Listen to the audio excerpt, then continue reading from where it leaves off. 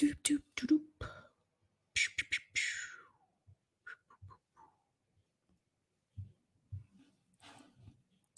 Do, do, do, do, do, do, do. Rockfin. Okay.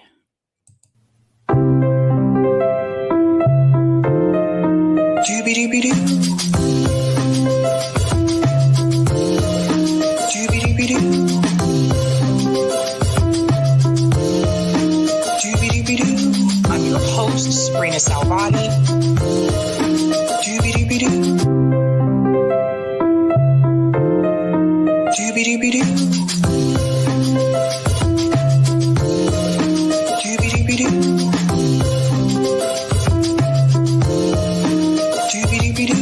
I'm your host, Sabrina Salvati.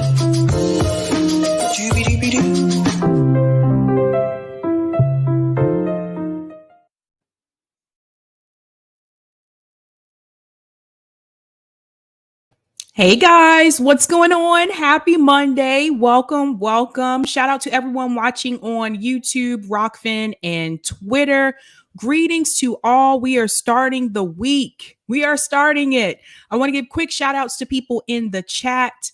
Oh, I am one of them. Yes, guys, if you have a chance, if you see I have a pinned comment in the live chat saying that you can sign up for my newsletter, please do that, because signing up, if you click that link, that will give you an email alert every time that I go live. So that's really important to do. That gives me an email list. Also, in the event YouTube ever decides to just shut all of us down, I have an email list so I can get in contact with you. So definitely make sure that you sign up for that. That's really important.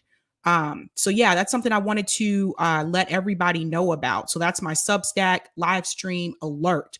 So it'll give you an email alert every time I go live. Shout out to Overnight, says you can tune a piano, but you can't tune a fish. Okay. That's interesting. Shout out to Lawrence Johnson. Always great to see you. 9.99K subscribers. Sabby is getting very close to 10K. Oh, wow.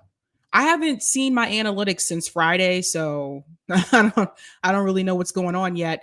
Shout out to X39. The Biden administration has decided that Russia is guilty of pre-crime of being able to invade another country if it wanted to. The fact that it doesn't want to doesn't seem to matter. Well said, X39. Well said. Shout out to Nix86044. Congratulations on getting to 10. What? I'll have to check that. I haven't looked at it since Friday, but wow. Thank you so much. All right. Shout out to Carlos Pina for doobie doobie doo. What's going on, Carlos? Greetings, CBC voter, says I joined the Jimmy Dore show on YouTube at 50K subscribers 5 years ago. Now close to 1 million, folks. You can do it, Sabby Sabs. Oh boy, that is such a long way from now. Geez. Thanks so much, Hannah G. Sabby at 10K. I had no idea, you guys. I really did not. This is awesome. Wow. Like I think when I checked it Friday, I was still like 100. I think I was still like 150 away or something like that. So wow, something happened over the weekend. Shout out to Yipper99. Didn't the MSM and Libs do this to Rogan when he had Bernie on? Oh, yes, they did. I'm going to get into that Joe Rogan story tonight. I'm going to give you my opinion about that. Shout out to Craig David. Why does Jimmy Dore do a live stream the same times as Sabby? I don't know. I mean, mine's based on a schedule for me, but it's all cool. Shout out to Eric T, who's a Sabby member, says, hey there, lefty friends. Greetings. Desert Mantis says, howdy. Brandy Weaver says, hello, all. Colin says, happy Monday, Sabby. Happy Monday to you too as well, Colin. Mr. X says, hello, all. Leroy, who's a Sabby member, says, good day, comrades. Good day to you as well. Shout out to Gamer for Life. Always a pleasant to see you. Greetings. Bill Bradley says, congrats on 10K, Sabby. Whoop, whoop. Whoop, whoop. I dance a little bit more, but my shirt's kind of stiff. Shout out to Terry Conley, says, hi, everyone, again. Greetings, Bob says, you're there, 10K. Thank you so much. Colin says the same thing. Yep, you are there. Wow. Wow. Shout out to Psychotronic. That's a cool name. I see 10K. Thank you so much. Oh, man. Greetings, Zabby says, congrats on the 10K. Thank you, Sabby. Thank you. What's going on? Whatever man says, hey, Sabby Sabs. All right, all right. Let's go ahead and get into it. Cryon Synth says, yeah, I remember less than 100K on Jimmy. Everyone we make the rounds on should have hit 1 million ages ago. Yep. I agree. I agree. Greetings, everyone. Welcome, welcome, welcome. All right. I want to give a quick shout out to everyone who is a Sabby patron. Thank you so much for your support. If you want to become a Sabby patron, you can as well. You can become a member, a Sabby, a Sabster, or the ultimate. All of their names are listed here. Thank you so much. And their names are also listed below. It's going across the screen at the bottom. So thank you so much, guys. All right, what are we talking about tonight? Let's go ahead and get into it. This is going to be an interesting show. Tonight, we are talking about Joe Rogan is slammed. Oh boy, they're really coming after Joe Rogan. Really, really coming after him. We're going to get into that. We're going to talk about Aaron Mate debunks MSM on Tucker. That is an interesting conversation. And we're also going to talk about AOC versus Fox. And that conversation is about socialism versus capitalism. Surprise, surprise. You will not be surprised by what Fox News says, but I am here to debunk that, for you. All right. So let's go ahead and get into it. I'm actually going to start with the Aaron Mate story. So let me go ahead and scroll up here. Make sure I close this out.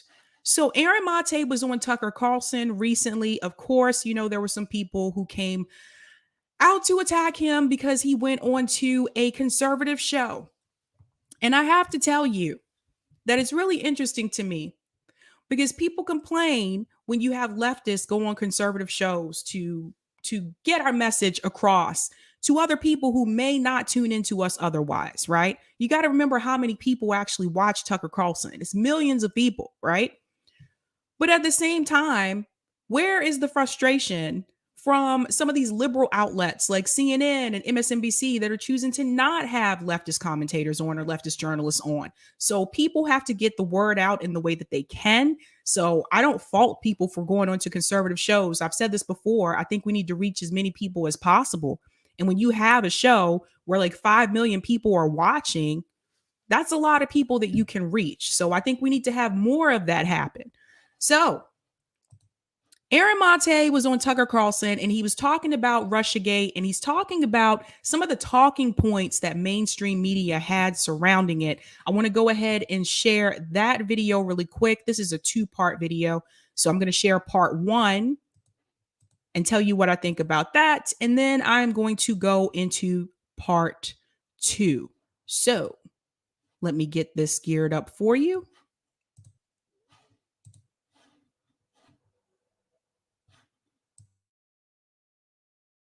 No idea if Vladimir Putin is planting some kind of false flag with Russian actors disguised as Ukrainian intel operatives or whatever.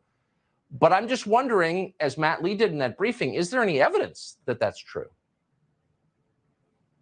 Well, none that we've seen, but the problem is there's been this entrenched playbook in this country where people like Matt Lee in media are a rarity, where he just did his basic job as a journalist, where the government makes a claim, a very consequential one about a foreign power. And instead of writing it down like a court stenographer, he asked for evidence. And you saw what Ned Price did in response. He just said, trust us. And when that didn't work, he accused him of being a Russian dupe. And that's the just entrenched playbook that has been established in this country. In recent memory, the biggest and worst example was the Iraq War, where if you question the Bush administration's claims that Iraq had WMDs and was working with al-Qaeda, you were dismissed as a Saddam Hussein apologist. In the case of Phil Donahue of MSNBC, he was simply taken off of the air. And in the last 5+ years, Yeah, do want to chime in here for just a second. This is very true. I do remember that happening. Like, how dare you speak out about the Iraq War during that time? You were considered some type of Saddam Hussein apologist. It's very true. I think people were very afraid to speak out about it. There was one person who actually spoke out about it quite often, and they even made an album with a lot of songs that reference that, and that was Eminem. And I don't know if everyone remembers this, but there was an album called The Eminem Show. I still think to this day that was probably Eminem's best album. I really do. And on that album, there were multiple songs where Eminem criticized George Bush. He also criticized the Iraq War. He criticized war in general. Sometimes you kind of had to listen for it, but he would sneak it in. You know how Eminem is. He would sneak it into a song. So that was someone who was, outspoken about it, and he was attacked for that. And you got to consider the time period. Now it's okay if you do that for the most part. Now, if you speak out about it, it's okay because they admit, hey, yeah, this wasn't the right thing to do. We shouldn't have gone to war. But back then, during that time, people did not want to hear you say that. That was just not accepted. So it is what it is. So I did want to chime in about that because that is very true that during that time, if you spoke out against that, that was just not accepted. The adversary this time has been Russia, and it's worth thinking about why. I think the reason why this Russiagate disinformation campaign has been so pervasive is because it serves such a wide spectrum of powerful interests. It starts with the Clinton campaign. They came up with this fake Trump-Russia collusion plot, and when they lost the election, instead of doing minimal self-reflection, they decided to blame Russia and try to convince the public that Russia had brainwashed millions of Americans and that Trump and his campaign were in cahoots. I want to chime in here as well. That is very much true. And I'll be honest with you. I think Hillary Clinton actually knows the real reason why she lost. But of course, she couldn't admit that to the American people, right? It was easier to blame someone else. It was easier to put it on a scapegoat instead of saying, hey, I didn't run a good campaign. How many politicians come out and say that? Or, hey, I didn't have any type of real policies that Americans really wanted. She didn't want to admit that because one in itself, it was embarrassing to lose to a reality TV star. I'm sorry. Yes, Donald Trump is a businessman, but at that point in time, like he was kind of known for like The Apprentice, right? So it was really embarrassing, I think, for her, someone who had been involved in politics for years, someone whose husband had been president of the United States. If your husband had been president of the United States, 1-2 terms, if anyone should know how to run a campaign, it should be you, right?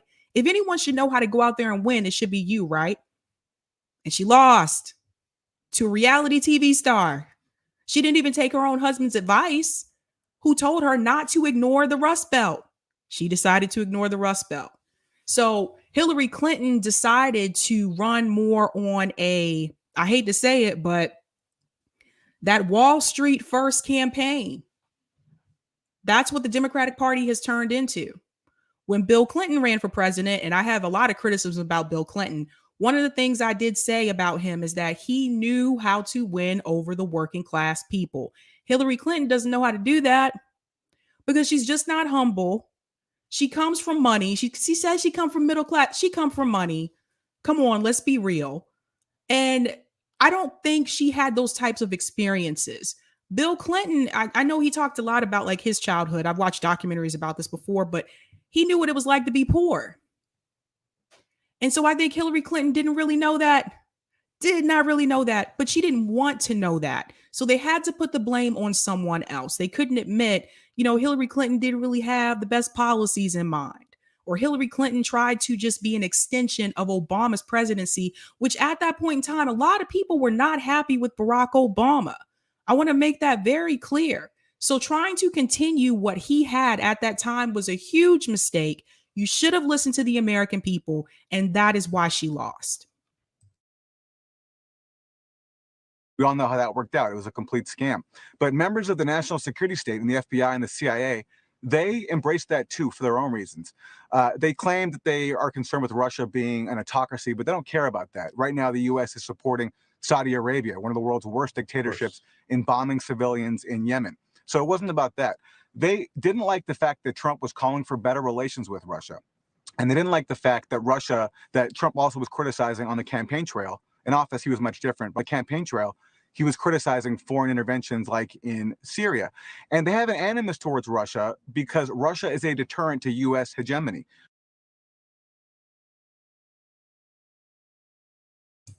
Yep. So that's the end of part one. And it is very true. Like, you have to understand where these criticisms about Russia are coming from. I think the United States has always wanted to be on top, always wants to remain on top. Any country that seems to be somewhat of a threat to passing the United States or being better at the United States than something, the United States government sees that as a threat. And that is unfortunate, but it's just a reality of the situation. Even when I was growing up, I remember hearing people say, USA is the best. We're the best. We're number one. I don't think they know how to not be number one, if that makes sense. I think the US always wants to be on top. And anyone that comes anywhere close to that, they just don't know how to deal with it and they don't want to handle it. And this goes back to what I've said before about the United States government wanting to police the world. This is what they want to do. They want to make sure that they remain on top. And one of the ways that they do that is by taking resources from other countries, leaving those countries in despair. It's a sad reality, but it happens. I'm going to go to the second part of that video because it continues. Here comes part two. All right, so here we go. I am going to make this a little bit larger. And here we go. So this is really interesting. Like I said, I thought it was great to see Aaron on here.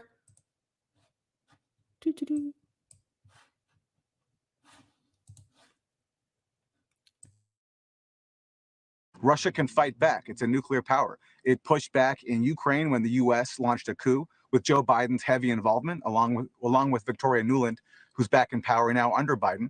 It countered by taking Crimea. And in Syria, too, the U.S. was on the side of sectarian death squads like al-Qaeda, as Jake Sullivan wrote to Hillary Clinton 10 years ago. He wrote, al-Qaeda is on our side in Syria.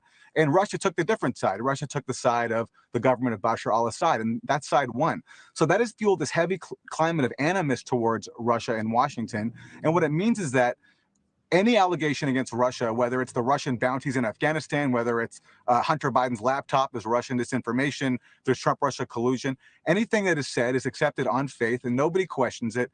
And if you dare challenge it, you're deemed a Russian apologist. Well, then, let me just ask you very quickly about that. So you've been... He's right about that. People really don't challenge it. Maybe, somewhat here on the left, but for the most part, mainstream media, CNN, MSNBC, they don't challenge it. In fact, they sit up there and they, say those same talking points to make Americans afraid of Russia. And there are some people who are, but to be honest with you, most people I know are not sitting around like, oh my God, but Russia, but Russia, but Russia. Most people I know are not thinking that way. So what they have to do is they have to put out the message over and over again repeatedly, and they'll do this every day. CNN is 24-hour news. Hello. They'll do this all day long. And if you watch it enough, you'll start to believe it's true. And when you start to believe it's true, then you start to become afraid. And that's how propaganda by mainstream media works. That is the whole point, to keep bringing you back to watching that information, to make you afraid, to make you fearful. And this is why I tell people sometimes you need to turn off your TV. Just turn it off. I remember when the Boston Marathon bombings happened here, it was on all day on the news. If you were watching the TV show, it was interrupted when they were trying to find the brothers that committed, the bombing here. We were all on lockdown and you just got to the point where you couldn't watch TV because that's all it was, all on the news. We're searching Cambridge, we're searching Boston, we're looking for this. And it was the same video footage over and over and over. And it just made me more afraid. And so you have to be careful about that, about constantly hearing that message over and over. But Aaron is right here. It's just to like, they try to instill fear in people. And he's right. If you come out and speak out against it, oh, you're a Russian asset. Oh, you're connected to Russia. You're a Putin apologist. They like to say that a lot too. And so then what happens is people who disagree with their logic about Russia, those people are then smeared. They turn the masses on you, ladies and gentlemen. They turn them on you. Covering this for at least the past 5 years that I've noticed. And I know that you have been denounced many times as a Putin apologist, a Putin toady, as a disloyal American. Obviously, we have been too. Why do people in a briefing room put up with it when a government employee singles out a reporter and calls him a disloyal American? Because that's effectively what Ned Price did. Why doesn't someone say, "Hey, knock it off, pal. We're not going to, we're not going to take that from you. We have no reason to take that from you." Nobody says anything. Why? And there's a reason why they don't say anything. For people that are White House reporters, that's what I call them, the reporters that are allowed to go into the White House and interview Biden administration, Joe Biden himself. Those aren't easy jobs to get. It's not easy to get into that room. And the reason why most of them don't push back is because they don't want to lose their place. Because if they do push back too heavily, they may not be allowed to report at the White House again. It's a corrupt game. It's a ruthless game. Journalism is rough. People do some weird things to get some great stories. You'd be surprised. So they go along with the status quo. They go along with the playbook. They know that if they push back hard enough, they might even be kicked out of the conference. We watched Trump do that one time, said, "Yeah, you get out." So they know it's not easy to get those positions. They know it's not easy to report at the White House. And so they're not going to push back. They're looking at their career. And that's unfortunate because their job is to be a journalist. They're supposed to do that. You're supposed to. When I took journalism in school, and this is the thing that gets me, it just drives me crazy till this day. When I took journalism in school, we were told we were supposed to ask tough questions. We were told we were supposed to push back. Like we had to have follow-up questions. I don't see a lot of that today because people are so afraid that they're going to lose their job, that they're going to be blackballed. And that's another thing. Some of these places can blackball you. If the White House says, "We don't want you to come back here and report the White House," there are some people that are so cruddy and conniving, they will actually look you up and see all the places you report for, because not everyone just works for one communications company, right? Like some journalists work for multiple companies. And then there are some journalists that are freelance, right? So they will actually contact the people that you work for, or they'll contact other people that you have gotten stories from before, and they'll create a blacklist so that you cannot get those stories anymore. And if you can't get stories, you can't do journalism. It's a cruddy industry, man. It's a cruddy industry. It is corrupt. It is not easy for the people that you see that have like these anchor roles that are no longer in the field, like people that you may see on whether it's local news or on the Today Show. They didn't get there just by working hard. Those are not easy spots to get. And this is why a lot more people nowadays want to do independent journalism. They don't want to deal with all that. They don't want to deal with somebody changing your story and you having to go through all these different editors and having to deal with these different narratives. It's getting to the point now where people are willing to push back more. They don't want to deal with that. But you still have the ones who want to have that career and they want to have the connections and the opportunities. And those people are not going to push back. Why is that okay?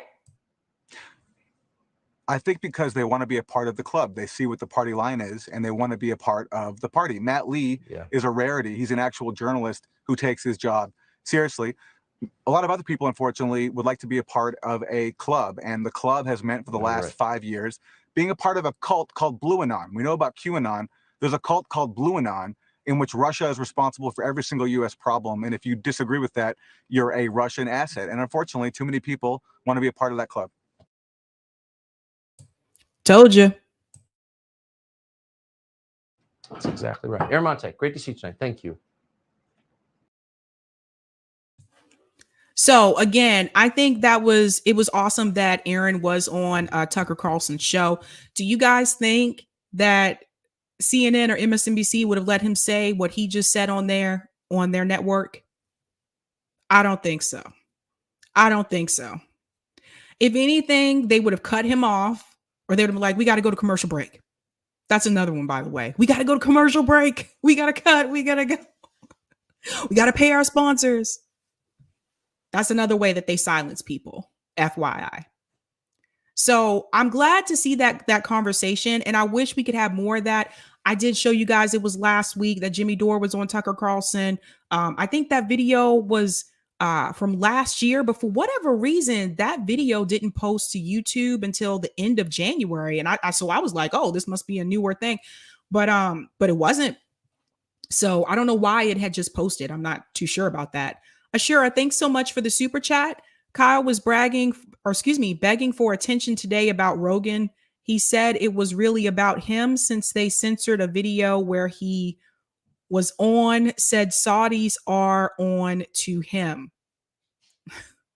Okay, that's interesting. Thanks for the super chat, Ashura. Thanks so much for the super chat. So Hillary can't play the saxophone. That is true. Oh, I don't know if everyone remembers that in the chat, but that was another thing that Bill Clinton did. He went on Arsenio Hall and he played the saxophone. He was just a little bit more chill. I don't know. He was more chill. Still corrupt, though. Still corrupt. Don't fall for that charismatic demeanor that he has. Thanks so much for the super chat, Craig. It ain't even a duopoly anymore. It's a quadropoly. Democrats, Republicans, MSM, and big money. I agree. I could see all of those fitting together. Well said. Well said.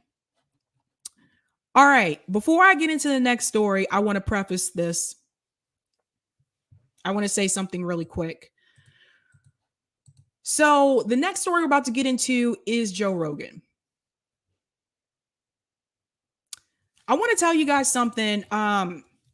So I found out about this on Saturday, and honestly, I was not going to talk about the story tonight. And it's not because I'm afraid of Joe Rogan. Don't know him. It's not because of the subject matter. It's because the online discourse that I saw on Saturday between people that are friends or were friends, it was really disturbing about the situation. I watched people cut people off in friendships over Joe Rogan on Saturday, all day, by the way, all day. And I got to be honest with you, it really made me feel kind of down just to see that happen. And so I decided that I wasn't going to talk about it tonight. Yesterday, a couple of you reached out to me and asked me if I would talk about it and said, please talk about it. I didn't want to,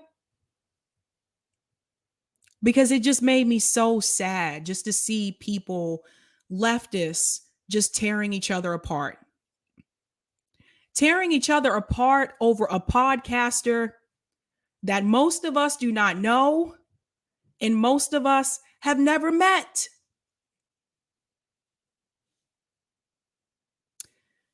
But then I thought about the fact that some of you reached out and told me that you wanted me to talk about it.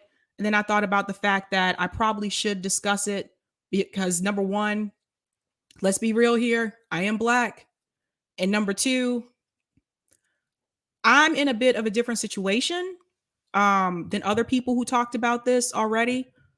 I don't know Joe Rogan. I've never met him. I do not have a relationship with him in any way, shape, or form. We're not friends. We're not, comrades. We're not co-workers. I have never interacted with him in any way, shape, or form. So then I realized that I could probably offer a perspective that people would consider is not biased, if that makes sense, is unbiased. So I want to preface by saying this as well. Believe it or not, I am not a Joe Rogan fan.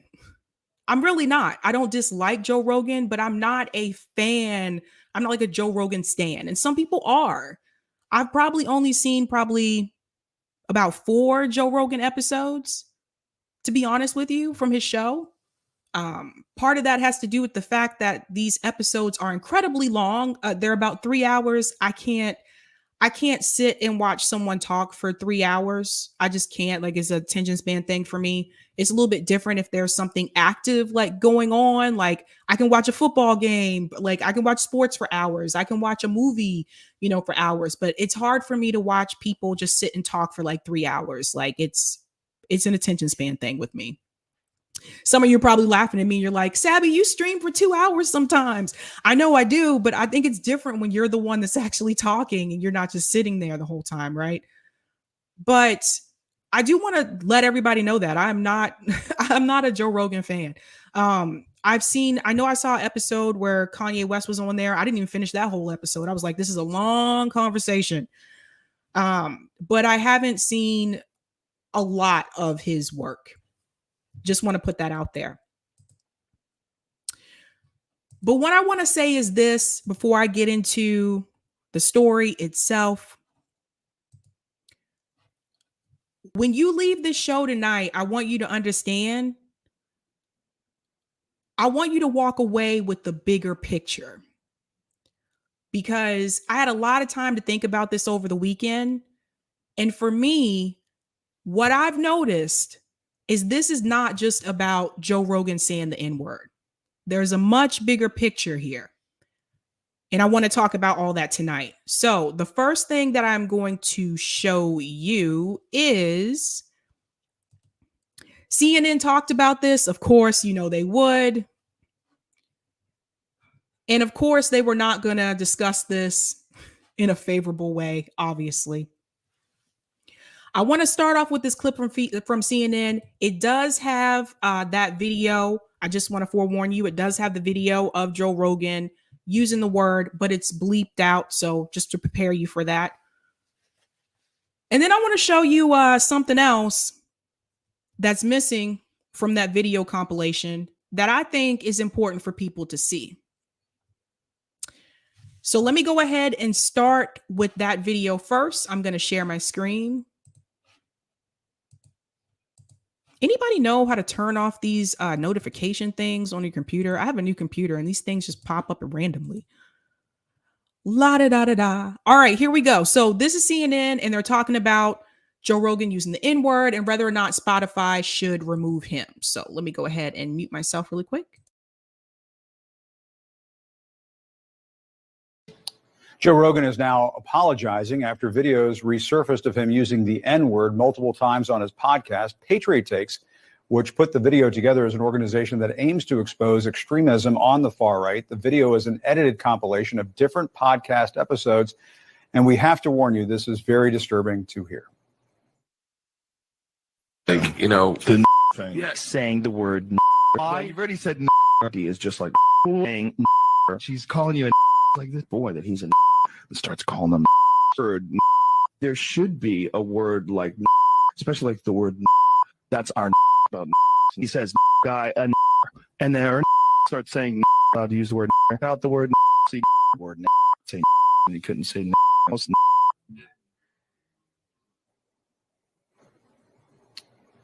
Just unbelievable. Let's bring in CNN's chief media correspondent, Brian Stelter.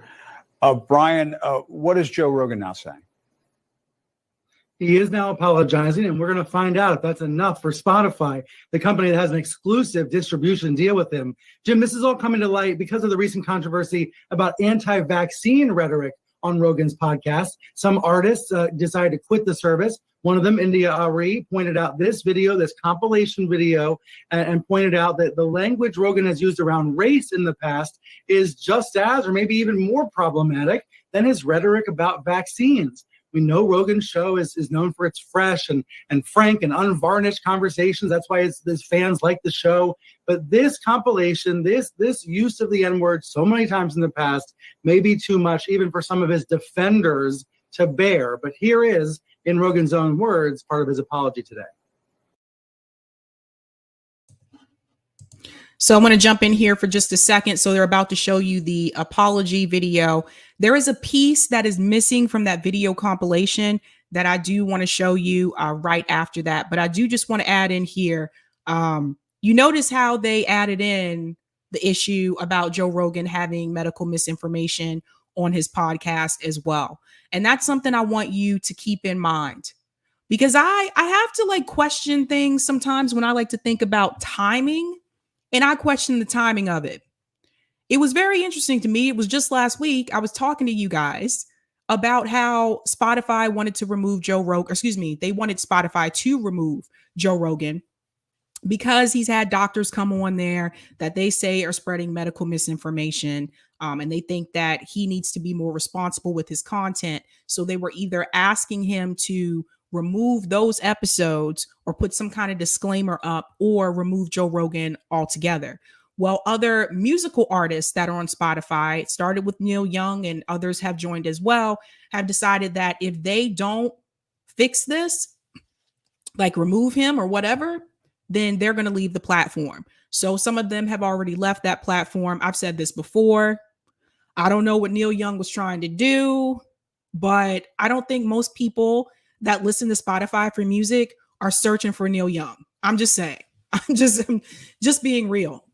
So I know that that is important for people to know. So I just want to remind you of that. It was just last week that I was talking to you about that. And then all of a sudden, this video surfaces. I saw this on Saturday.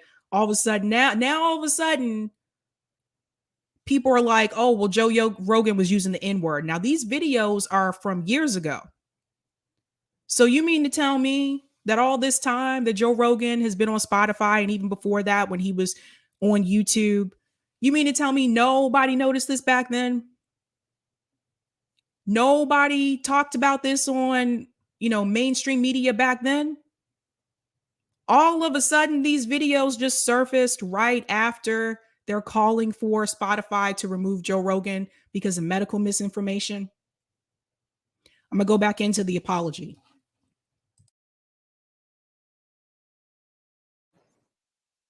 I'm making this video to talk about the most regretful and shameful thing that I've ever had to talk about publicly. There's a video that's out that's a compilation of me saying the N-word. It's a video that's made of clips taken out of context of me of 12 years of conversations on my podcast, and it's all smushed together, and it looks horrible, even to me. Now, I know that to most people, there's no context where a white person is ever allowed to say that word, never mind publicly on a podcast. And I agree with that now. I haven't said it in years, but for a long time, when I would bring that word up, like if it would come up in conversation, instead of saying the N-word, I would just say the word. I never used it to be racist because I'm not racist. But whenever you're in a situation where you have to say, I'm not racist, you f***ed up. And I clearly have f***ed up. Yes, yeah, I mean, he Brian clearly has, Jim. Yeah, he clearly has, and you and I both know that compilation right there, which he has admitted to, is authentic. That would be enough to put anybody out of a job. I mean, to me, it seems untenable to have that. And this is where I want to chime in. So he said that would be enough to pull anyone out of a job. Okay. Did it pull Joe Biden out of a job? No. Did it pull Howard Stern out of a job? Nope. Nope. Some people were talking about this over the weekend. They were saying that I think people are mad at the wrong Joe. Some of the same people who sat up there and told me that if I didn't vote for Joe Biden, then I was a Trump supporter. Some of the same people that I said back to them, and I said, well, Joe Biden is a segregationist. Joe Biden co-wrote the crime bill with racist Strom Thurmond. Joe Biden is the architect of the bankruptcy bill that we have. The reason why we can't declare student loans, we can't file for bankruptcy with student loans. Joe Biden has done almost everything in his power as a politician to prevent Black people from being successful in this country. He is the architect of the crime bill, which targeted Black people. But I was told, vote for Joe Biden. Now, some of those same people are mad at Joe Rogan, but they're okay with Joe Biden. They're still making excuses for Joe Biden till this day. Till this day.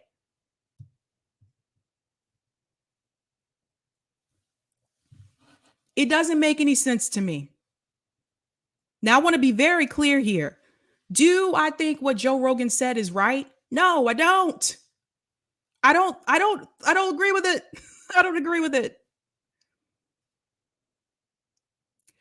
But again, I feel like if you're going to hold him accountable, why didn't you hold everybody else accountable who did the same thing? Because that's not what it's really about. This was just another thing for them to throw at him so that they can take him down. Pay close attention, folks, because this is what a public smear looks like. This is what they do. The media, by they, I mean the media, the mainstream media. This is what they will do. They'll try with one thing, and they tried that with the medical misinformation, or what they call that. They call it misinformation. That didn't work. Didn't work. Artists pulled their music off. Spotify said, nope, we're still keeping them on. That didn't work. So then they'll come back with something else.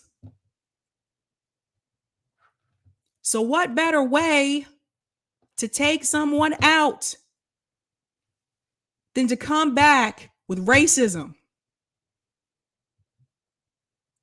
I've just seen this happen so many times. So many times. There's a lot of hypocrisy, man. And not everybody is held accountable. Some people have done the same thing and they get to keep their career. Nobody tried to take them down. No one tried to take them off the air. Joe Biden was still remained a politician after a lot of the racist things that he said, and he went on and became president of the United States. The audacity. The audacity. Now I'm going to come out of this video and I want to show you an extended version of one of those clips that was in that video compilation. And it's the part where Joe Rogan is talking about Planet of the Apes. And in that video compilation, they show you the part where he's like, oh, it's a Black neighborhood. We just entered Planet of the Apes. I'm going to show you the rest of that. So hold on just a second. Go to my private chat. I don't know why I said it like that. Okay. Here's the rest of that video. I think it's important for you to see this. Again, I do not agree with what Joe Rogan said.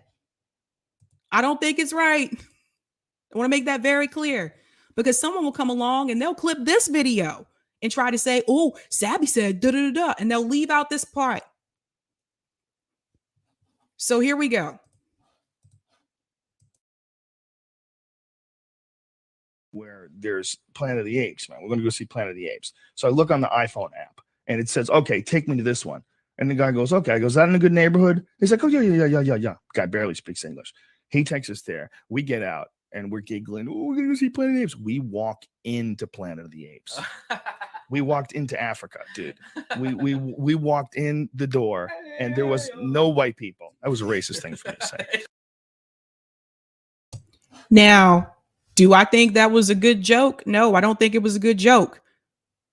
But in that video compilation, the one that was shared by India Irie, that's where this stops. Now listen to the rest of it. You see what I'm saying? What I'm saying is flies automatically stuck to your head. Yeah, what happened is we walked into the blackest neighborhood we could find. I mean, there was literally no white people. It was amazing. And everybody was super cool. You know, it wasn't a negative experience. And this is something I wrote on Twitter, that we all went to see Planet of the Apes in a black neighborhood, an experience I highly recommend. And all these fucking people started calling me a racist. I mean, dozens of Twitter people, dude, I didn't know you were racist. Fuck you. Like, black people were saying fuck you. I'm like, listen, man, I am saying it was a positive experience. Yeah, I said I highly recommend it. And it was a black neighborhood. And we get in there, right? And we're so giggly high. We're like, oh my God, we're so high. And then I realized, like, whoa, everyone's black here. Like, well, I mean, everyone's black here. This is crazy. And then a bunch of people recognize me and they start want to taking pictures. And it's all good. Everybody's cool and friendly. Cool as shit. Like, this guy goes, yo, man, where I know you from? I don't want to bother you, man. I'm not trying to use up your time. Where I know you from? I go, Fear Factor. And he goes, yeah, that's it. But it's the way he said it was like so cool. And we're giggling. Oh, no one did the Smoke Rocks thing, but I took a lot of goddamn pictures. And like I said, super cool, super friendly. This is not a negative story.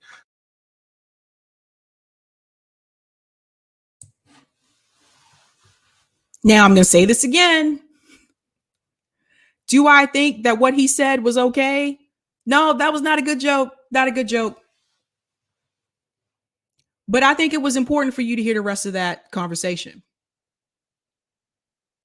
The reason why I tell people to dig a little bit deeper when you see people put these mashup videos together is because I know what that's like, because I had it happen to me. I've had someone do that to me. They took bits and pieces of what I said from different videos and then put it all together to make it seem like I said something that I didn't. Let's talk about the N-word. I never liked that word. I never liked it. I never did. I still don't till this day. I'm just being honest with you. Some people have said to me, well, what about when, rappers use it in their songs? I still don't like it. I never have.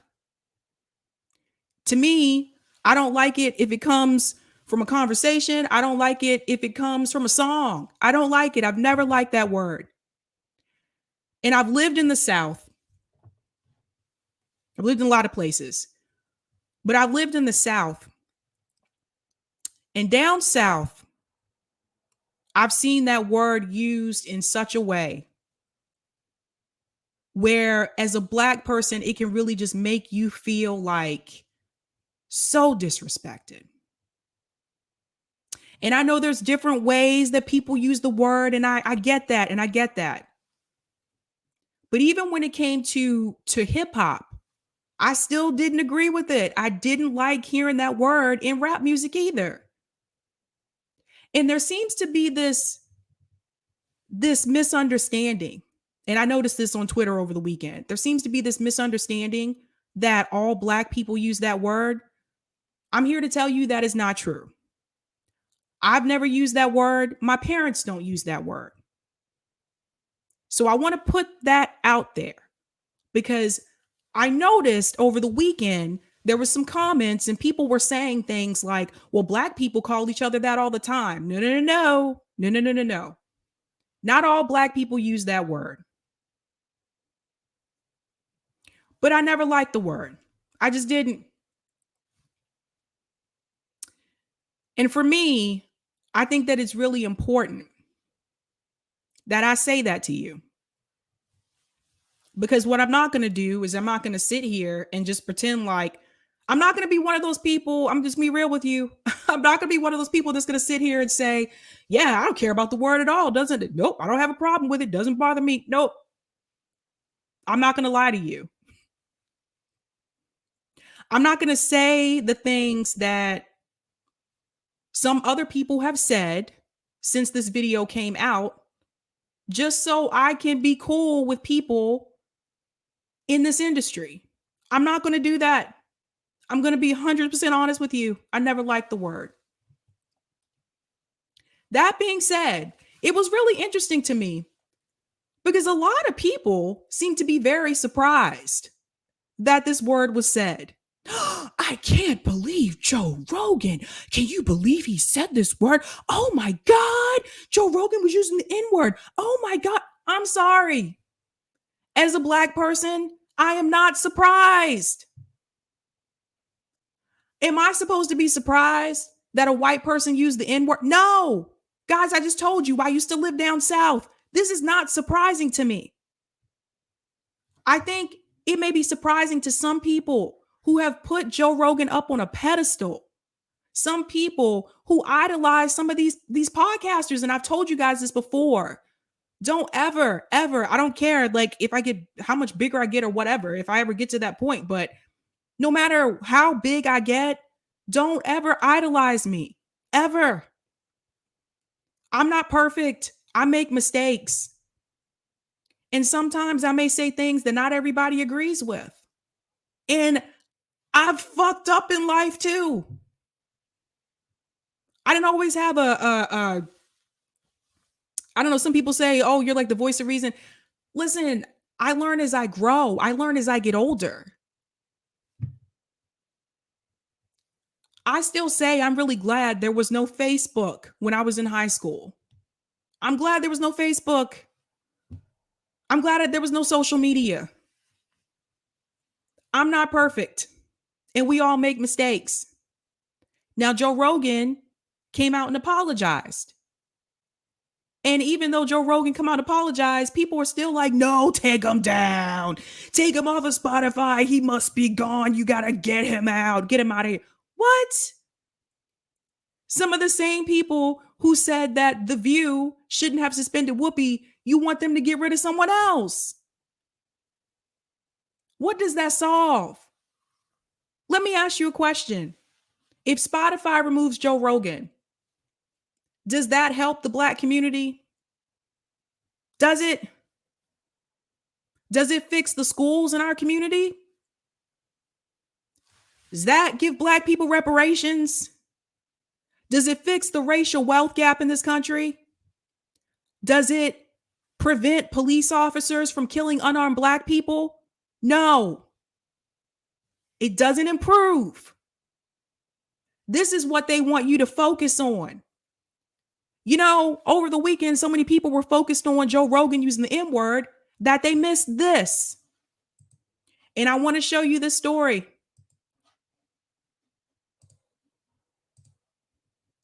Let me get it to the spot. Here we go. Because most people I talked to didn't even know this happened. Didn't even know about it. And I want to give a shout out to JB for covering this on Sunday. Most people don't even know. While everybody's pissed off, ending friendships, threatening people over a podcaster that they don't know and they've never fucking met, this happened. As a suspect and said his gun was, quote, pointed in the direction of officers. We now know Locke was not listed on that warrant, and the body camera footage really doesn't clearly show the gun pointed at an officer, at least certainly not from what I have seen of it. Do you think the Minneapolis Police Department deliberately misled the public or is misleading the public with that statement?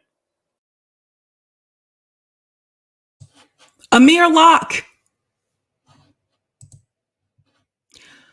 a Black boy, he's pretty young, in his apartment, sleeping. His sleep was interrupted because Minneapolis police officers bust into his apartment using a no-knock warrant, and they killed him. More people are upset about what Joe Rogan said in his fucking past, like 10 years ago, than they are about this. More people know about that than they know about Amir Locke. Most people don't know that the same judge that presided over the Derek Chauvin trial issued the no-knock warrant. And yes, Amir Locke had a gun, which he was licensed to have, by the way. And if somebody busts into your apartment, no knock, don't ring the doorbell, and are aiming guns at you, what are you going to do? Now, they just told you that the body cam showed that he wasn't pointing the gun at them. So here we go again. Most people I have talked to didn't even know that this happened. But everybody knew about Joe Rogan. Mainstream media, CNN, MSNBC, let's cancel Joe Rogan. They had you so focused on that people didn't even realize that another black male was killed by police with a no-knock warrant.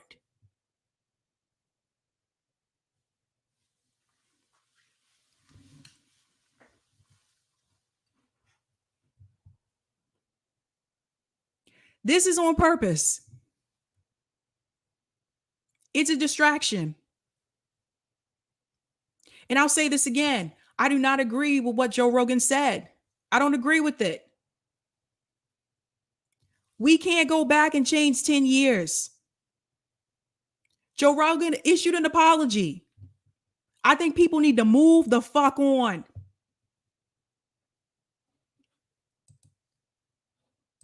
Thank you so much, Steven, for the super chat. Joe Rogan disinformation doesn't come close to the MSM BS. The MSM helped start wars. Has Rogan done anything remotely close? Thank you so much for the super chat. Robin Durling said selective for profit outrage machine. I'm going to show you a comparison as well. What's going on, Robin? Shout out to Stephen Lennon for the super chat. The MSM are threatened by the podcaster We Make Mistakes. Thank you so much for that. Shout out to Colin for the super chat. The media wanted to drum up Rogan's use of the N-word as a way to get black people to cancel him. As I said on Twitter, these people are hypocrites to attack Rogan when I'm sure people said the word. Well said. Bill Bradley said what Rogan said was wrong. Getting mad just because someone started a censorship bandwagon is allowing yourself to be manipulated. Thank you so much for the super chat, Colin. Black people must account ourselves for use of the N-word. Hip hop rappers use the word all the time in their music that is heard around the world. Maybe we should stop buying their music. Thank you so much for the super chat, Colin. And John, thank you for this super chat. I wish all my friends were as intelligent as Sabby. Oh, thank you so much, John. That's really sweet. She's Black said CNN calling out Joe Rogan is definitely a pot meat kettle moment. Corporate media only care about racism when they can weaponize it. There you go. Well said. Well said. Little Rock Elevator said, hey, Sabby, I heard someone say that they can say it with an A at the end instead of an ER. It doesn't matter. Yeah, I don't know who told you that. I don't know who told you that, but no. Thanks so much for the super chat, Craig David. I feared for my life is not a valid defense for lethal force. If you run up in someone's house unannounced, military tactic, abolish the police. Thank you so much for the super chat, Craig. Now, I talked to you about the hypocrisy. Now, I want to show you something because I remember this very well. I want to talk about Howard Stern for a second. I don't know if everyone in the chat is old enough to remember Howard Stern in his prime. But listen to this. Howard Stern addresses his past use of blackface and N-word. I evolved and changed. Now, this was on people.com. I cringe when I look at myself 30 and 40 years ago, and that was 27 years ago. Howard Stern said on his Sirius XM show on Monday. Howard Stern is speaking out about a resurfaced television special in which he wore blackface and used the N-word multiple times. Let me say this one more time, ladies and gentlemen. A resurfaced television special in which he wore blackface and used the N-word multiple times. Stern 66 addressed the unearthed clip during his Sirius XM show on Monday, saying the shit I did was effing crazy. I'll be the first to admit I won't go back and watch those old shows. It's like, who is that guy? but that was my shtick or whatever. That's what I did, and I own it. I don't think I got embraced by Nazi groups and hate groups. They seemed to think I was against them too. Everybody had a bone to pick with me. So Howard Stern came back and apologized. And by the way, this came out June 15th of 2020. He came back and he apologized. Let's see what happened to Howard Stern. I want to show you something else. Scrolling down. Now that was 2020. I need to click a little faster here. Here we go. So I'm going to share this with you because it's mentioned here as well. Let me go ahead and share this.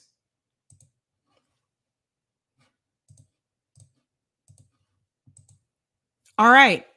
Again, even here, it's brought up again in May 2020. Stern admonished Trump supporters that listen to a Sirius XM show, yada, yada, yada. In response to Stern's criticisms of Trump, Donald Trump Jr. tweeted a 1993 video of Stern in blackface, repeatedly using the N-word and other racial slurs that parodied Ted Danson's Friar Club appearance. I can't talk tonight. Stern admitted the shit I did was effing crazy and that he has since toned down his show. Now, I was just asking you, what happened to Howard Stern? That same year, in December 2020, Stern renewed his contract.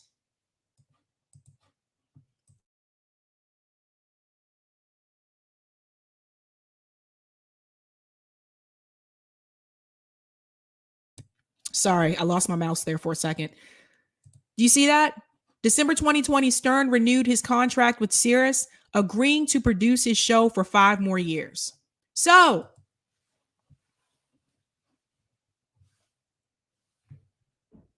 I didn't see anybody taking Howard Stern off. Anybody? No, he renewed his contract. You guys see it now? You see it?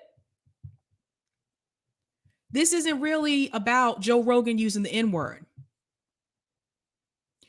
This is about mainstream media trying to silence him in any way, shape, or form. And since they could not do it through the medical information, through the doctors that he had come on his show, since they didn't accomplish it that way, let's use racism. Now, I said this earlier on. Those videos obviously were from years ago. I think he said some of them like 10 years ago. So those videos were available all this time. And all of a sudden, the videos magically seem to appear after mainstream media is asking Spotify to remove Joe Rogan. You guys see the plot? This was all planned. This is a plan. Let's use racism. If we can't get them with racism, let's use sexism. If we can't get them with sexism, let's try to get them with anything, any way, shape, or form to take him down. What people have to understand is that you have like over 100, I think it's not 100, 11 million people listening to Joe Rogan's podcast. That wasn't supposed to happen. Mainstream media did not want that to happen. Joe Rogan is more popular than CNN and MSNBC. Some of the leftist commentators on YouTube are more popular than CNN and MSNBC. That wasn't supposed to happen. And now that it has, they want to silence those people. It's a shame when you think about it. Now, Spotify has already removed some of his episodes, but I do want to mention this because I did notice that some people were not mentioning the fact that Joe Rogan was involved with this. So I do want to share this. Make sure I got the right one. Yes. Spotify team, there are no words I can say to adequately convey how deeply sorry I am for the way the Joe Rogan Experience controversy continues to impact each of you. This is to team members of Spotify. Not only are some of Joe Rogan's comments incredibly hurtful, I want to make clear that they do not represent the values of this company. I know the situation leaves many of you feeling drained, frustrated, and unheard. I think it's important you're aware that we've had conversations with Joe and his team about some of his content on this show, including his history of using some racially insensitive language. Following these discussions and his own reflections, he chose to remove a number of episodes from Spotify. He also issued his own apology over the weekend. So I do want to point out to people that he chose to remove a number of episodes. Just want to make that clear. And then I want to show you some of the episodes that have been removed.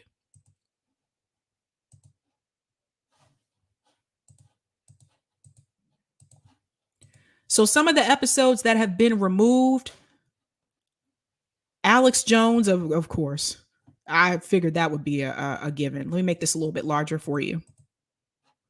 Doop-a-doop-doop. Okay, here we go. Chris D'Ella, Alex Jones returns. God Said, Mike Ward, and Pantelis. So you can tell I haven't seen any of these things. I told you, I don't watch it like that. Michael Malice, Kyle Kalinske, Theo Vaughn, Tom Segura, Owen Benjamin, Ari Shafir, Owen Benjamin, well, 2 from Owen Benjamin, and Sargon Akkad. Like, there's a whole list of them here. I believe it's probably about 40 so episodes that have been removed. So Ashura, this is probably what you were referencing in reference to Kyle saying his episode was removed. So, and not all of those episodes were removed because of racial reasons. I think one of them, the one you're referring to about Kyle's episode being removed, I think that was about Saudi Arabia. So in war. So it's not just about the N-word. And this is what I was trying to tell people. Thank you so much for the super chat. A kid, Sabby, Joe Rogan is not a racist. I've listened and watched him for over 20 years. CNN is pushing the line to ensure Joe doesn't become more powerful. Yeah, I never said he was. I don't know this person. I've never met him. I don't know him personally. But what I wanted people to understand is what the real agenda is here. And it's not, for mainstream media, is not about the N-word. Ashira, thanks so much for the super chat. I'm old enough to remember Jink's N-word rant where he read on from the prompter, then proceeded to make several examples because he was brown. Thank you so much for the super chat, Ashura. Ryan, thank you for the super chat. We're organizing a wildcat strike in Western PA at UPS. Can I post a link to our Facebook page for everyone to like and share? They cut our wages after the Christmas season and our union is not helping us. Yes, absolutely. Feel free to put the link in the chat. Thank you so much for the super chat. Thanks so much for that. So I don't want to leave this conversation without saying, like, how can this be prevented in the future in reference to the N-word? So one of the things that my teachers used to do, I told you guys, I did live down south. A lot of the, oh, you can't, Eric? Okay. Oh, I'm sorry. Ryan, you may not be able to post that link. Eric is telling me because you're not a moderator. Hold on, we'll figure something out. It might be best to email me, okay? But how can you prevent this in the future? So again, I live down south. Some of the literature that we read in class did have the N-word in it. I think Huckleberry Finn was one of them that used the N-word. And so what would happen is when my teacher would read aloud to the class, she would skip over that word, or she would say N-word, but she would never say the word. And that is something that you can do. Again, I told you guys this earlier on. I've never liked that word. And I hear what Colin was saying earlier too about the word being used in rap music. In fact, there was actually a conversation with Oprah and Jay-Z long time ago on the Oprah Winfrey Show where they had that discussion. And Jay-Z said, well, by us using it, we took the power out of that word and made it something else. And Oprah disagreed. And she said, no, she said, when I hear that word, let me tell you what I think about. And she talked about her experience growing up in the South and when those words were used. And so, you know, people have different opinions about this. But again, I do want to say very clear to everybody, you know, I've never liked that word, and I don't use that word. So I don't want you to leave this show. I think it would be irresponsible of me to let you leave the show and give you the impression that all Black people use that word, because we don't. We don't. And again, I don't like what Joe Rogan said. I don't think that was right. I think it was fucked up. I'll be honest with you. I think it was fucked up. But I also think it's important that you understand what this is really about, because like I said, those videos have been out there for years. If they really wanted to come after him for just this reason, they could have done that years ago with like a huge smear campaign. It wasn't really about that. It was the medical. Oh, how dare you say something different about the pandemic than what we want the masses to believe. Can't have that. Can't have that. So that is important for people to know. Now, Joe Rogan is already getting other offers. And I'll share my screen for this. Rumble, which some of you may be familiar with. I'm not on Rumble. But Rumble said, hey, Joe Rogan, we are ready to fight alongside you. See the note from our CEO? There's a letter here. Dear Joe, we stand with you, your guest, and your legion of fans in a desire for real conversation. So we'd like to offer you 100 million reasons to make the world a better place. How about you bring all your shows to Rumble, both old and new, with no censorship, for 100 million bucks over 4 years? This is our chance to save the world. And yes, this is totally legit.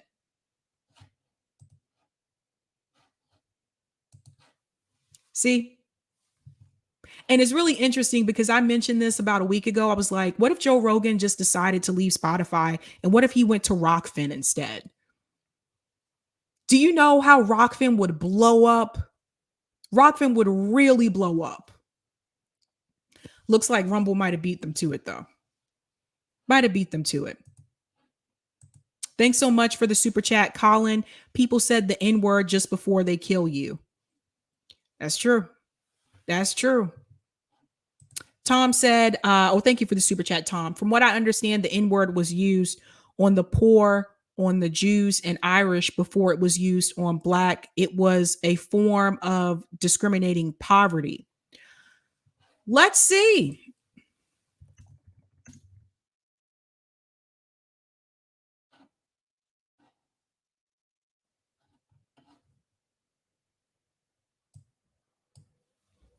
Let's see.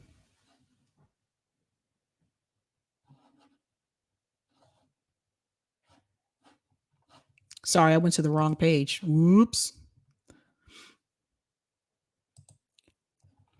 BBC. You guys like the BBC News? I'll jump to this really quick.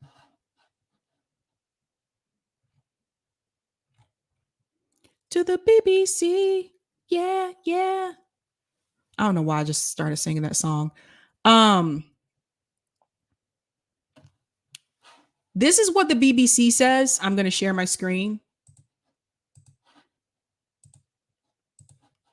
Because the word really means ignorance, right? It's really tied into the idea that African people aren't really human beings. Now, this is from Professor Andrews, who's the professor of Black Studies at Birmingham City University. They were more like an animal than a human being, a beast of burden, could be bought and sold, could be thrown overboard ships, and literally had no rights. So when the N-word is used, that's essentially what it's used for. So I would hope most people would understand why that is deeply offensive and problematic, but because it is still used in that context now. Now that's from the BBC. There's lots of like studies on this, you guys, that you can look up yourself. I am looking at my time though, and I do need to go into my third story. Sorry. But this is deep conversation. But guys, I hope you learned something from this story. Like I said, like you got to look at the overall big picture, man. You got to look at the overall big picture. All right. My third story is about socialism, AOC. AOC versus Fox News, and they are talking about socialism, and they're bringing up generational gaps here, and I think this is important. I'm not going to play the entire video, but I want you to hear what they get wrong about young people in this country, especially when it comes to socialism and capitalism. So here we go. Welcome back to the Big Saturday Show. Capitalism, the bedrock of the American economy for centuries. But apparently, the pursuit of prosperity isn't good enough for one AOC, the outspoken progressive congresswoman pushing back against said capitalism. To me, capitalism at its core, what we're talking about when we talk about that is the absolute pursuit of profit at all human, environmental, and social cost. That is what we're really discussing. They dictate and can capture governments. That is not a redeemable system for us. Well, I'm old enough to remember Sean Duffy, and it was AOC, and she was doing, I want to say it was an interview with Margaret Hoover, and it was on PBS. And Hoover asked her, hey, can you give President Trump some credit for the fact that the unemployment rate is somewhere, around 4%? And she said, well, the reason why the unemployment rate is so low is because people are working 2 jobs. And when you're working 2 jobs, and that's not how unemployment works, right? It's not like, oh, if I have 3 jobs, I could really lower the unemployment rate. It's per person, but we all know that. Anyway, let me read you some of these stats here, Sean. As far as a favorable opinion of capitalism versus socialism, okay? And this is capitalism in this case. Gen Z, we can't even get a majority having a favorable opinion of capitalism. Millennials, it's split, it's even, 50%. Gen X, that's me, 58%. That's you, Sean, as well. Boomers, 63%, and then silent, leading the way at 77%. And this is where I want to jump in. And I want to give a shout out to Case Study QB for this clip, always clipping great content. I want to ask you guys, why is it that way? Why is it that those groups, Gen Z and millennials, have a less favorable opinion of capitalism? What happened to those two groups? I'm a millennial, so I can tell you what happened with me. It was the 08 housing crisis. 08 housing crisis. What happened to Gen Z? You guys see what's happening? What are we going through right now? We've been dealing with the pandemic for 2 years. Yes, Jared, they don't own property. Yes. Do you guys see it? So if you look at silent generation, 77% have a favorable opinion. Boomers, 63%. That makes sense. They didn't have to go through, do you know what it was like for those of us that had to enter the workforce in 08? It was horrible. So a lot of us in these two groups, millennial and Gen Z, we graduate with student loan debt. We're more likely to have it. And we're having a harder time paying it off because the jobs that are available to us are not paying us the wages that we should have gotten had we been a part of the boomer or even the silent generation. We're not getting those wages. Wages did not adjust for inflation. Not for us. It didn't. So, and then to go along with that, you had a housing crash, and now you have the pandemic. So it's not surprising to me that those two groups would have a less favorable opinion of capitalism. And I've told you guys this before. A lot of my students, when I worked in higher ed, a lot of my students were Gen Z. And a lot of my students embrace socialism more. I'm going to go back into the video. Wait till you hear what they say about us, though. Wait till you hear what they say about us. That more than 3/4. So what do you think is driving younger people to embrace socialism more? Well, the same thing that would let AOC say something that is so stupid. She actually studied economics at BU. We have a failed education system in America that is teaching this garbage.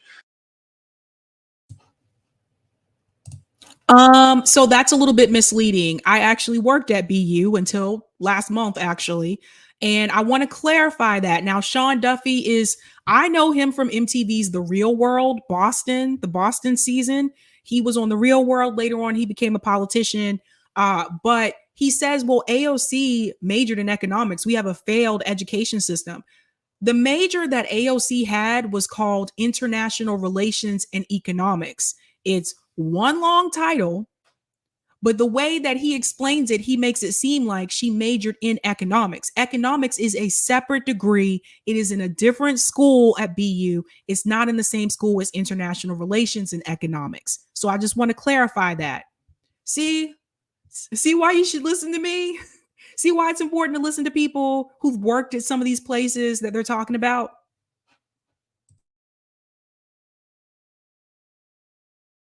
To young people, making them believe that Marxism or socialism is actually better than capitalism.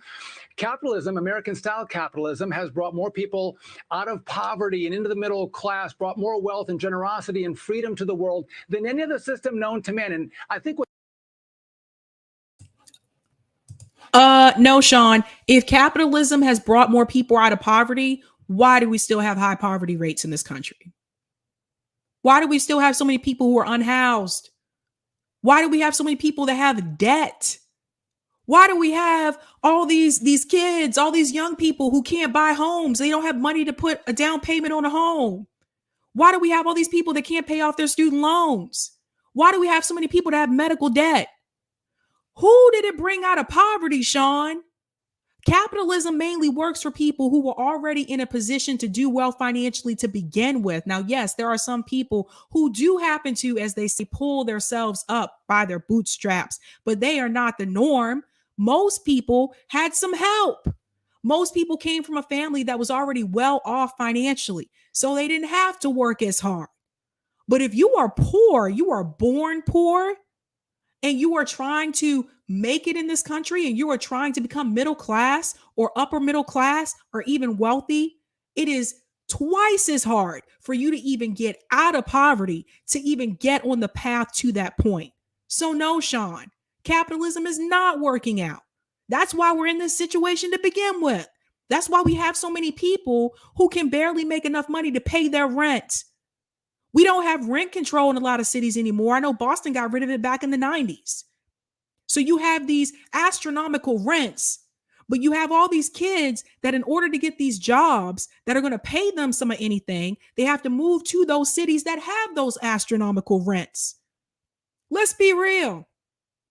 You don't see Google and Facebook setting up shop in rural America. You see them setting up shop on the West Coast, the East Coast, right here, Boston, New York. You see them setting up shop where there's larger cities. They usually are concentrated in the areas that have those academic institutions that are putting out those degrees where they can employ those people. I said this before. You notice you don't see like a Google or like a Facebook in middle of America. No, you see them in these expensive academic elite cities.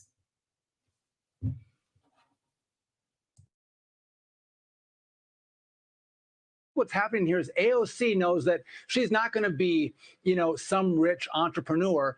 But if she believes in Marxism and socialism and can implement that in America, that gives her power to actually spend other people's money. It's all about her control, not disseminating power to the people in America to make decisions for themselves. Jeez, I felt like I was listening to the next John F. Kennedy there. You should run for office, Duffy. I think you'd have a shot. I'm all right? done. I think you got a future in that Joe. business. You should be. This is so much more fun. Let me go to Miss Bruce here. Tammy, another poll to share, and this is even more disturbing. Okay, would you be somewhat or extremely likely to vote for a socialist candidate. Rutrow, Generation Z has it at 64%, so basically 2/3. Millennials, you go all the way up to 7 in 10 would be extremely likely or somewhat likely to vote for a socialist candidate. Generation X, yeah, we still continue to represent fairly sanely at 44% on that one. Boomers, only about a third, and silent as well. So, but again, why is that? Why is Gen Z 64% more likely to vote for a socialist candidate? Notice millennials, we have the highest percentage, 70%. Why is that? Again, what happened to us in our lifetime that would push us further towards socialism? The economy. We can't buy things. We can't own anything. You can't really start a life, a future for yourself. We're not paid enough that we should be paid. We're not given enough to really get ahead. We're given enough to get by. We also are more likely to have higher student loan debt. So instead of explaining that, what he's going to do is he's going to go in and criticize those groups. Watch this. Oh, is it a matter of younger people simply just like to be taken care of, Tammy, and therefore socialism is supposed to be the answer to that? Like, hey, forgive my student loans. Hey, give me a job automatically. Hey, I want 7 weeks off from work. Is that the thinking here? I don't think there's much thinking. That's it. This is a. You guys hear this? You hear this? Basically, they're saying we're lazy. He basically just said that we're lazy. She's saying that we're dumb. You hear these talking points? Here's an idea. Instead of having the people on the panel that you have on, why don't you bring on millennials and Gen Z?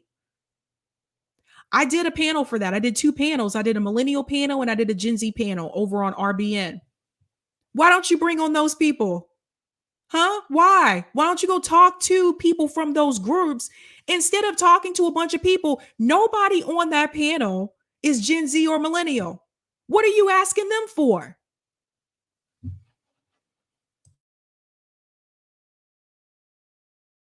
About what they might, it's what they might see on TikTok. It's 2 lines that Bernie Sanders might say, who never gets any critical coverage because the media thinks he doesn't matter, but I think he may be running the country right now. So it is about wish fantasies. It's about belonging to the club. When I was younger, I was on the left, and there's a reason, because Americans want things to be better for everyone. And when you're lied to by educators, when your mentors are making things up, with what we saw with the last election, it's easy for young people to think, oh, well, things could be better. But they really don't know. They really don't know what capitalism really is. They don't know what socialism genuinely represents because, as Sean mentioned, the education system deliberately has kept history from being taught. Look, you can get into a UC campus now in California with no history classes in your high school background. But wait a minute, though. No history has been taught. Don't you guys want to get rid of critical race theory? Don't you guys want history, certain things to be pulled from our history? Now you're complaining that history isn't taught? History was taught to me. It was taught to my friends, a lot of people, a lot of my colleagues. What are you talking about? So which is it?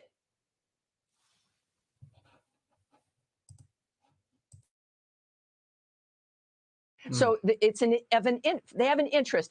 But AOC and people who are socialists who know what's going on, the left relies on victimhood. They rely on pain. They rely on suffering. They rely on fear. They rely on a population that's in retreat. Capitalism frees people. It makes people enthusiastic to participate. And of course, that's the problem with capitalism. It allows the rubes like us to be able to have a voice. Did that make any sense to you guys, what she just said? She said, well, that's the thing with the left. They rely on fear. Guys, you do this. Look, they do the same thing. I just told you guys earlier, mainstream media, this is what they do. They try to fearmonger people. Don't you use the same fear tactics to scare people out of wanting to embrace socialism? Don't you also use fear? CNN, MSNBC, they're supposed to be the liberal channels. They do the same thing. They use fear to scare people out of socialism. A lot of the ways that I've heard socialism discussed on these networks, it's not even correct. They just automatically assume, oh, they want us to be like Venezuela. They want us to be like that. Go look at Venezuela. Go live there if you want to have socialism then. They're the ones who spread misinformation. They're the ones who spread propaganda, and they're the ones that instill fear in people. And this is why I tell you sometimes to turn the TV off. The media is one of the most dangerous tools that we have. And if you don't seek out other information, it is really easy to sit back and believe everything that they spill at you across these networks.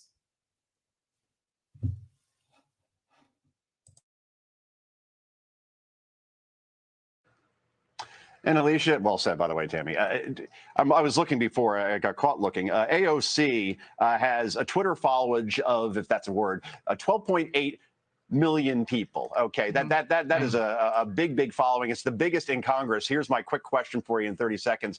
Does she actually have influence, you think, on young people, or is that just a social media mirage? It probably is a little bit of both. I think she probably does have some influence and gets other people to retweet and do the Twitter thing and then try and have very, very serious and important conversations over their coffees. But it's really easy, I think, to admire socialism when you live in a capitalist country and have all the benefits of it. And I think that's what's being forgotten here. And just real quickly, I just have to give a shout out to Gen X, because we just chill in the middle of these polls. We're just going to work, not making a whole lot of noise. That's all we want to do. That's all. Can I say, Joe? A little more too. Joe, can I say really quickly? Yeah, she had no influence on the last election here in New York. Some people that she campaigned for failed, in one case in Buffalo, to a write-in candidate. So I think the answer is, with boots on the ground, not much. But why did those people fail? They don't tell you why. And I'm assuming she's referring to India Walton. The reason why India Walton's campaign fizzled is because she started to move closer to the center. Chuck Schumer came down to endorse her. No, you need to stay like to the left. Now, she was supposed to be a socialist. I think she's a democratic socialist. But once she started to change her message, started to pull back, that's what caused her to lose. Now, yes, we know the other candidate was going to have more money. But when you get an endorsement for Chuck Schumer and you say you're a democratic socialist, I don't think that was the reason why those people lost. Now, I'm not here to support AOC. I think AOC has a lot of issues. I don't think she's fought for the things that she said she was going to fight for. I don't think that she is a good legislator. I don't think she's doing a good job. And I'll just be honest about that. I don't really think that AOC is a socialist. Now, she calls herself a democratic socialist, but democratic socialist isn't really a socialist. But it is what it is. But I don't understand how people can listen to these talking points and not look further into it and just believe this garbage. They're telling you these things, but they're not telling you why they're happening. Explain to the people why those people lost. Those people didn't lose because AOC showed up. Those people lost because they believed that old politician playbook that in order for you to win, you need to move a little bit further to the moderate lane. It didn't work. It didn't work for India Walton. It didn't work for Nina Turner. They believe that if they went out and talked about these things like Medicare for all, no, don't do that because that's going to scare away the moderate voters. And I've said this before and I said it again. I think that is a big mistake. If you are a left candidate, if you are a third party candidate and you say, you're on the left regardless, if you are supposed to be the leftist candidate, you need to run on those issues. You need to push those issues and press those issues. People didn't go out and vote for Bernie Sanders in the primary and didn't, come to Bernie's rallies because Bernie Sanders was like, yeah, I'm going to be a little bit more moderate and move closer to the center. People came out because he was to the left. And granted, I think he was still a compromise even for like someone like me. He was more to the left, and he was pushing policies that people really need in this country. A lot of young people, a lot of poor working class people need in this country, not because he was trying to be more moderate. And I can say this over and over again until it makes my head spin. But these political candidates will continue to do it. They will tone down their message.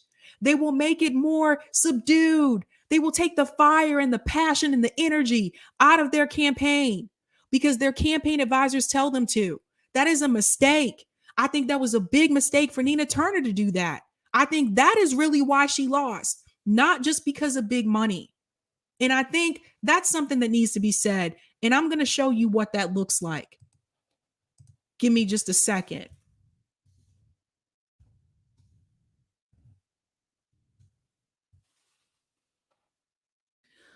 Okay, so I'm going to show you. Where's my Twitter? I'm going to show you the difference.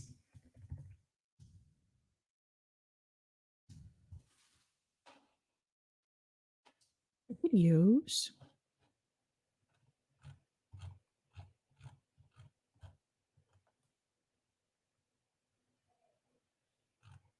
Let's see if I can find it. I don't know where it was.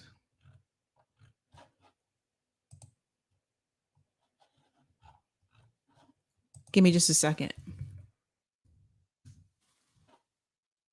Because Nina Turner is running again. Oh, I found it. All right. So watch this, you guys. So again, I'm really big on passion and fire. And I'm not seeing that. I felt like this was toned down. So listen to this. Watch this ad. When I first saw this ad, I was like, that doesn't sound like the Nina Turner I knew. So check this out. America is at a crossroads, wrestling between two futures. Do we sacrifice the poor, the working poor, and the barely middle class to protect the ultra wealthy? Or do we treat our people as America's greatest asset and ensure everyone has a real chance to live a good life? Families are struggling with higher gas and food prices, stagnant wages, and shrinking benefits, while corporations make record profits. These are unprecedented times. Our leaders can't settle for just enough. They must fight for what we deserve. I'm Nina Turner, and I'm running for Congress because we deserve a voice for change in Washington. A leader who is on the side of the people, not out for the powerful or out for themselves. A leader who understands that healthcare has been denied to millions of Americans for far too long and will fight for Medicare for all. A leader who knows poverty is a policy choice and the minimum wage must be raised to a living wage. Who won't take a dime from special interest PACs or do their bidding. You deserve a leader who is from here, who knows what it's like to grow up and live their life in this community, who has stood up for reproductive justice and served on the front lines of the fight for criminal justice reform and voting rights, not for days, but for decades. A member of Congress that stands shoulder to shoulder with leaders like Bernie Sanders, unapologetically to fight for working people and speak truth to power. And here's the truth. Greater Cleveland needs a change maker, not someone who just go along to get along. We can put an agenda through Congress that puts working families first, and that's worth fighting for. Something you can feel. Good union jobs, expanded health care, child care, and climate justice. Winning the battle against Republicans and the holdouts in our party will only happen when we put it all on the line for everyday people. An America as good as its promise is worth fighting for. Our children are worth fighting for. Our future is worth fighting for.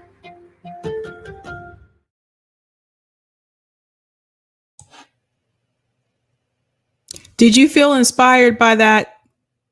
Did you feel that fire and that passion? That just came across really toned down. It just seems so moderate. It feels watered down. Where's the passion? Where's the fire? This is what happens. We all know Nina Turner doesn't speak like that. Come on. Now I'm going to show you the difference. I'm going to show you a comparison.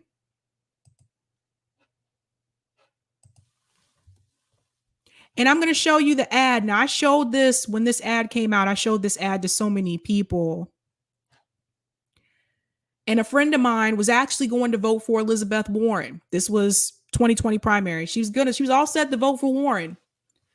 And I showed her this ad. And after I showed her this ad, she changed her mind. She changed her mind. That's the power of this ad. Some of you may remember this. I'm going to share my screen. Some of you may have seen this. Some of you may have not. I'm going to show you the difference between a powerful ad and that ad that you just saw.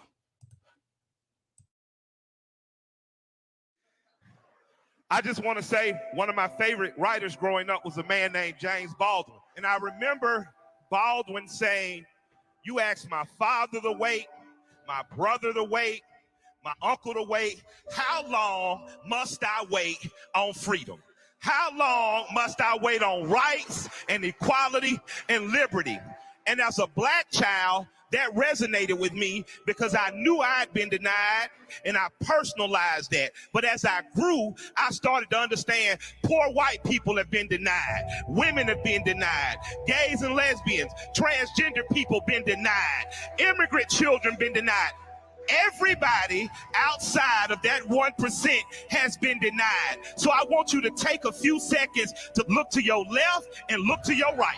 Look to your neighbor and say, neighbor, the time is now.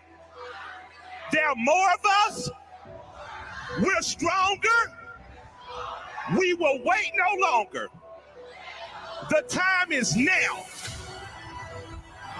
When you go to that booth next year, I need you to carry in that booth the memory of this room. Black, white, straight, gay, men, female. We are together. We are united. Our time is right now. We will not wait 4 more years. We will not wait 20 more years. We will not wait 2 more presidents. We will not wait 3 more presidents. The time is now. The time is not in the future. The time is not some abstract time. The time is not something that might be. The time ain't something that could be. The time ain't nothing that should be, that would be. It ain't tomorrow. It ain't the day after. It ain't coming next week. The time is.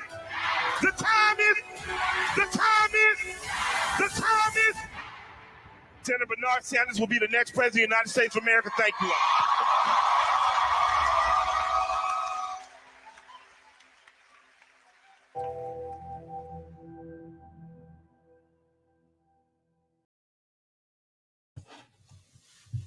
Do you see the difference? Now, I believe Matt Orff made that video. But do you see the difference? So that was the video that I showed to a friend of mine who was going to vote for Elizabeth Warren, and she changed her mind the last minute after she saw that video. And she said it was that video that changed her mind, that really pushed her.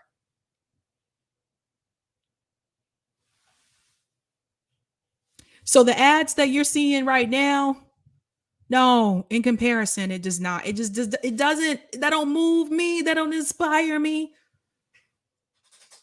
Now, a lot of this is useless to me now because I told you after the squad, I was like, I'm not voting for a duopoly anymore. Not anymore. Shout out to Rose, to Power Off the Record for the super chat. If Greatest Generation were alive, they'd be 10%. Oof. Also, thanks for, on the approval rating, I mean. Shout out to Colin for the super chat. This is an SNL skit. Oh, yeah, the Fox News thing. Yeah, that was interesting. And shout out to North American Ape for the super chat. Expanding healthcare, the jokes, y'all. Yeah, that was another thing that changed. Expanding healthcare. What happened to Medicare for all? Well, going into my spotlight tonight, guys, if you've been with me for a while, you've been seeing me do this month. We are doing a Black History Month spotlight on an African American every night at the end of the show. And tonight, that spotlight is going to be Mark Dean, Dr. Mark Dean. So let me share my screen. You may not have heard of him, but chances are at some point or another, you may have used his products. Dr. Mark Dean. Let me go ahead and pull up my link here. Doobie-doobie-doo.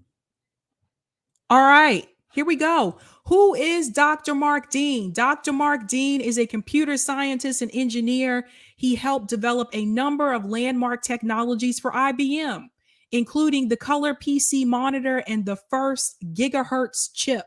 He holds 3 of the company's original 9 patents. He also invented the industry standard architecture system bus with engineer Dennis Moeller, allowing for computer plugins such as disk drives and printers.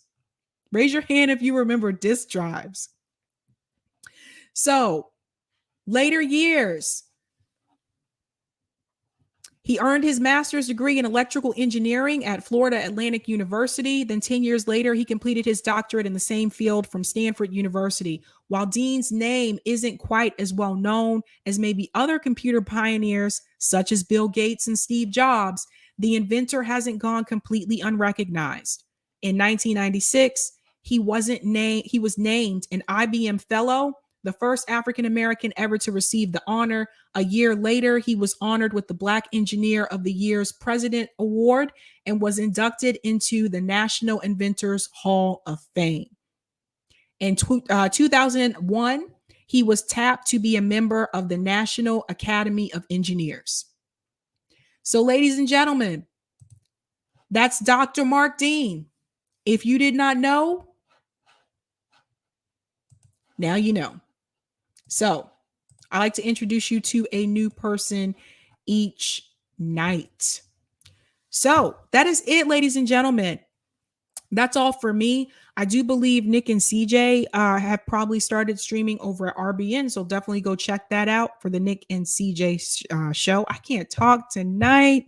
I don't know what happened. I had too much tea.